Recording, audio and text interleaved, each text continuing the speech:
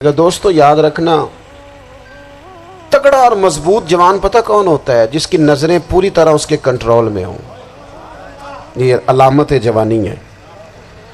جس آدمی کا پوری طرح، دو لوگ دنیا میں کبھی کوئی کارنامہ سر انجام نہیں دے سکتے، ایک جو حرام کھاتا ہو، ایک جس کی نظر ناپاک ہو۔ محمد بن قاسم جب یہاں آئے تھے نا، تو ایک دن بڑے پریشان تھے، تو ایک بزرگ کہنے لگے آپ کیوں پریشان ہیں؟ کہنے لگے راجہ دہر سے مقابلہ ہے اور ہماری فوج تو سندھ کے رستے بھی نہیں جانتی، زبان بھی نہیں جانتی، لڑیں گے کیسے؟ دو چار دن کے بعد ان بزرگوں کی دوبارہ محمد بن قاسم سے ملاقات ہوئی تو بڑے خوش تھے۔ کہا آپ کیوں خوش ہیں؟ کہنے لگے وہ میرا مقابلہ نہیں کر سکتا، میں نے تحقیق کر لی ہے۔ کہا کیوں؟ کہنے لگے نظر کا گندہ ہے، اور جو نظر کے گندے ہوتے ہیں وہ میدانوں میں ٹھہرا نہیں کرتے۔ میدان کے لیے نکلنے کے لیے پاک جوانی کی ضرورت ہوتی، تطہیر مزاج ہونا ضروری ہوتا ہے، پاکیزہ افکار اور سچی اور سچی ستھری سوچوں کا ہونا ضروری ہوتا ہے۔ اس لیے فرمایا کہ میرا مقابلہ نہیں کر سکتا۔ حضرت عبداللہ ابن حذافہ کمرے میں تھے، تو وزیر کی بیٹی اندر سجی سنوری پہنچ گئی۔ جیسے ہی آپ نے اس کفر کی چال کو دیکھا تو تیمم کر کے نفل شروع کیے۔ وہ ساری رات بیٹھی رہی، رب کا بندہ ساری رات عبادت کرتا رہا۔ عبادت بڑا سہارا ہے، مصلی بڑا سہارا ہے اللہ کے بندوں۔ صبح دروازہ کھولا، وزیر نے اپنی بچی سے پوچھنا چاہتا تھا رزلٹ کیا نکلا، تو وہ کہنے لگی پیچھے ہٹ جا، اب تیرا میرا تعلق کوئی نہیں، میں نے نبی پاک کا کلمہ پڑھ لیا۔ اس نے کہا میں نے بھی زمانہ دیکھا ہے، پر یہ کیا لوگ ہیں، کستوری کے بنے ہوئے،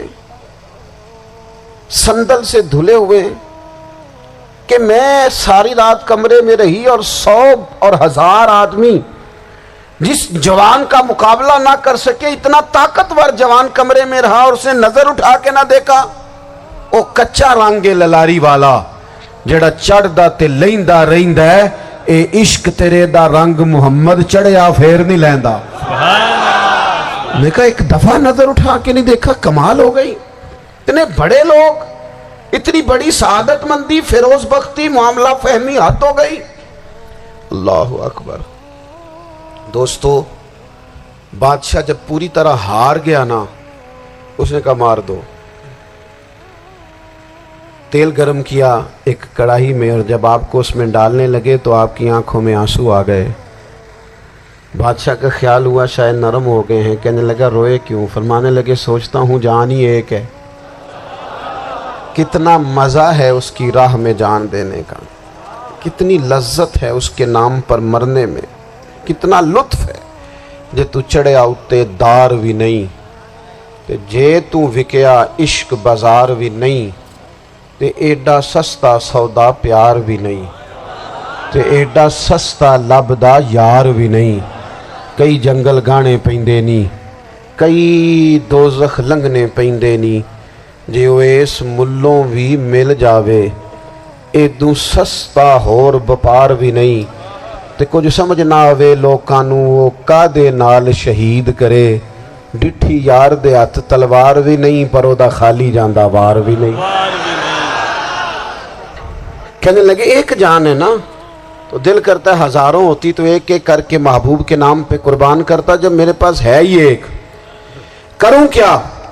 حضرت عبداللہ ابن حذافہ رضی اللہ تعالیٰ عنہ جب روئے اور بادشاہ نے یہ بات سنی، تو بادشاہ اٹھ کے کھڑا ہو گیا، سارے وزیروں مشیروں کو کہنے لگا تم نے کہا تھا نا بندہ ضائع کرنے والا نہیں، یہ بھی ضائع کرنے والا نہیں۔ کہنے لگا میرا ماتھا چومو، تم جیسے لوگوں کو قتل نہیں کرنا چاہیے، آزاد کرنا چاہیے۔ عزیز اپنی زندگی سے نا یہ بہت زیادہ ہرس، ہوس، طمع، اور یہ کسی بات کی بھی ہو، ہرس صرف پیسوں کی نہیں ہوتی ہے، شہرت کی بھی ہوتی ہے، یہ بیماری انسان کو اقتدار کی بھی ہوتی ہے، تعریف کی بھی بیماری ہوتی ہے، یہ سارے نقص ہوتے ہیں لوگوں کو، اور معاذ اللہ بعض جبوں کبوں کے اندر بھی ہوتے ہیں، وہاں بھی پنپتے۔ اپنی زندگی جب تک اس سادگی میں نہیں لاؤ گے جو رسول پاک نے عطا فرمائی ہے، جب لوگ آسانیوں میں پوری طرح الجھ گئے تو پھر وہ دور ہوئے اور کفر چڑھ گیا۔ دوسری بات اللہ کے محبوب صلی اللہ تعالی علیہ وسلم کی محبت ہم سے تقاضا کرتی ہے کہ ہم اس مشن کے لیے کام کریں جس مشن کے لیے رسول پاک نے کام فرمایا ہے۔ ہم سارے کام بڑے مضبوطی سے، سوچ سمجھ کے، تدبر سے، حکمت سے، تقاضوں کو مد نظر رکھتے ہوئے کرتے ہیں سارے کام۔ دین کے کام میں ہمارا مزاج نہیں ہوتا، او ہو جائے گا جی، آپ بسم اللہ پڑھیں جی، شروع کریں جی۔ آپ تقاضوں کو سمجھیں، چیزوں کو دبائیں نہیں، چیزوں پر غور کریں۔ کسی کے ذہن کی سطح پر سوال ابھرتا ہے، اس کا تسلی بخش جواب دیں۔ اپنی زندگی میں دین کے کام کے لیے اپنے آپ کو وقف کریں، اور دین کے کام کے بہت سارے پہلو ہیں۔ ہزاروں لوگوں کو قرآن پاک ٹھیک پڑھنا نہیں آتا، ہزارہ لوگ ہیں جو قرآن مجید کے مطالب سے آگاہ نہیں ہیں، دین کی بنیادی ضروریات سے لوگ نابلد ہیں۔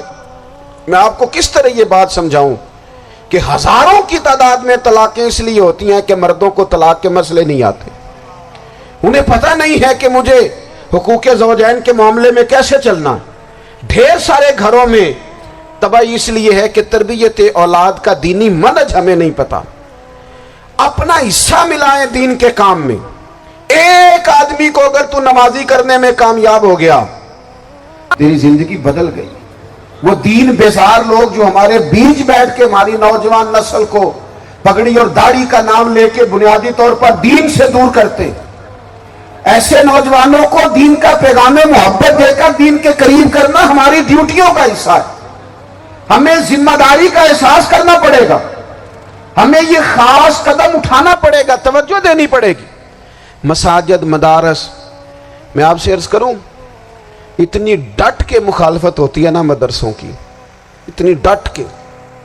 میں ادارہ چلاتا ہوں، اس کے چلانے میں جو مشکلات ہیں وہ تو ہم بتا نہیں سکتے آپ کو، اس لیے کہ میری قوم، میرا اس قوم سے تعلق ہے جو نعت خواں امیر کرنا چاہتی ہے، مدرسے نہیں۔ ہاں، نقیب خطیب پیدا کرنا چاہتی ہے، شعر و شاعری کی زندگی کو پروان چڑھانا چاہتی ہے۔ فقط ہمارا ان لوگوں سے تعلق ہے جو لاکھوں کروڑوں روپیہ محافل پہ لگائیں گے، اور قاری صاحب بیچارے اگر مسجد کا کوئی ہونے والا کام کسی وقت بتا دیں گے تو وہ بڑی مشکل آ جائے گی ان کے لیے۔ یہ کیسے ہو سکتا ہے، آپ نے یہ ڈیوٹی بتا دی۔ مدارس اور جتنا اہم رول دین کو پھیلانے میں مدارس اسلامیہ کا ہے، اتنی زبردست، لوگوں کا خیال ہوتا ہے میری طرح کے لوگ شاید کام کرتے ہیں، ڈیوٹی کرتے ہیں۔